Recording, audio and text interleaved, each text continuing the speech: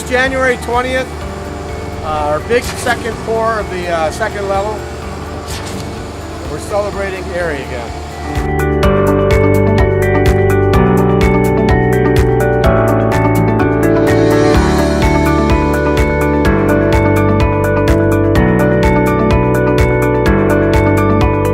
Hi, I'm Rick Julian again. This is January 20th, it's a Wednesday, and we're finally starting the second big day of the AERIE construction. There have been a few delays, obviously, with changes in plans and the holidays and some weather that we've had in early January. A little bit of rain. A little bit of rain.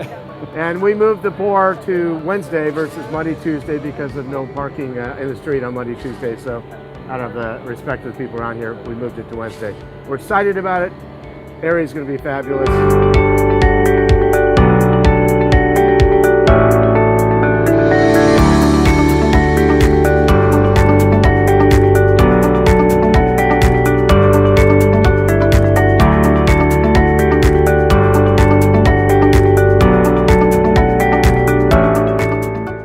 So today we're moving about 55 trucks of concrete in.